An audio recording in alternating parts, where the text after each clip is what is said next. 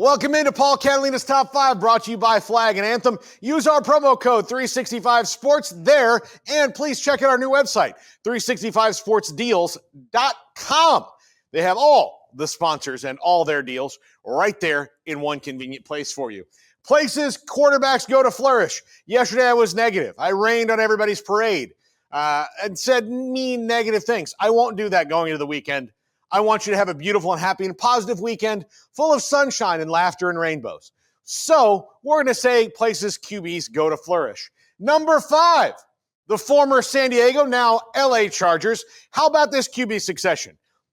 Breeze, Rivers, and now Justin Herbert. Now, yes, the jury is certainly still out on Justin Herbert, but I don't know, there's a little bit of a vacuum in there between Rivers and Justin Herbert, but this is the one that makes the list that hasn't won Super Bowls, but they've been pretty consistent. Breeze, an All-Pro and future Hall of Famer. Rivers, a Hall of Famer and All-Pro. And then Justin Herbert has been good, not great. We'll see what Jim Harbaugh can do for his career. Number 4, the New York Giants. I know you're saying, because they're walking in the desert right now, it's been bad. And yes, it has lately. But when you think about their history, they had Fran Tarkenton back in the day. They had Phil Simms, both Hall of Famers. They had Eli Manning. And also, this team has won 4 Super Bowls. 1 with Phil Simms as the starter, 2 with Eli Manning, and who won the other one? Garrett, do you know? I do not. That would be Jeff Hostetler. Again, a place QBs go to flourish. Can you tell me anything else about Jeff Hostetler's career other than he played for several more teams after that? I cannot. Exactly. But the Giants, at their peak, made him flourish. They have, especially compared to their crosstown neighbors, who have pretty much Joe Namath and nobody else. Sorry, Chad Pennington. But they, I say crosstown, they share the same stadium.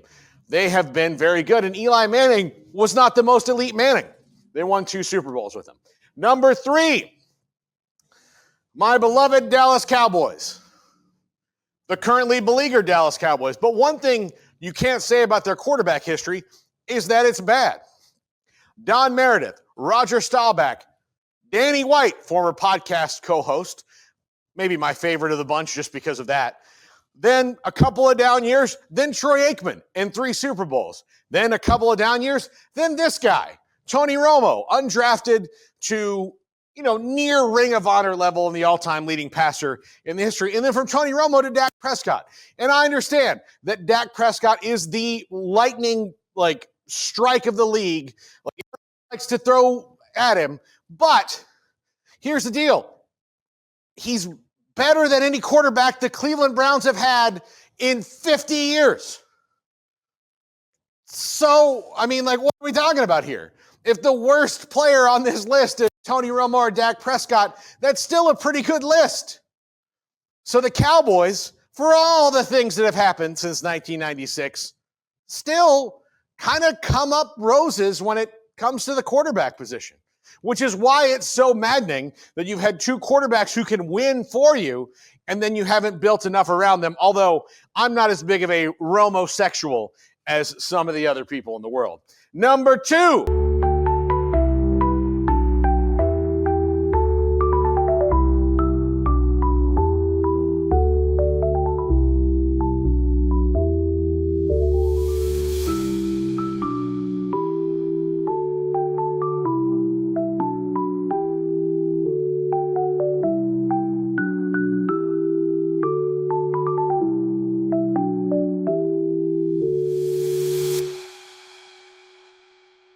The San Francisco 49ers, Mr. Irrelevant, is their starting quarterback and got them to a Super Bowl. Colin Kaepernick got them to a Super Bowl. And let's not forget about Steve Young, Joe Montana, and even the great John Brody, who played for the 49ers. So, now granted, I'm not throwing Brock Purdy in that list with the Super Bowl winners, but 2 quarterbacks, Colin Kaepernick, who's not in the league right now, and Brock Purdy, who was Mr. Irrelevant, went there and flourished. Some teams are born under a good moon, I guess. Number 1, The Green Bay Packers. Bart Starr, Brett Favre, and then this quarterback succession they have from Brett Favre to Aaron Rodgers and now to Jordan Love, who is just scratching the surface of his potential, is amazing. And Aaron Rodgers is a Hall of Famer because of everything he did in Green Bay, not because of the last 2 years with the Jets or whatever is coming forth with the Steelers or the next team on the moon or whatever he wants to do. I don't know. But craziness aside, and Brett Favre's, felonious activities, that is an amazing quarterback succession.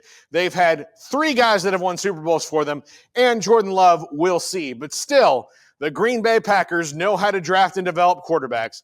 That's for sure. That's going to do it for us. I hope you have a great weekend. We're not done yet. Andrew Valade has worked very hard to compile our poll numbers, and if you don't see them before the weekend, you'll regret it for the rest of your life, or until you watch this back and find it then. One of those 2 things, nothing in between.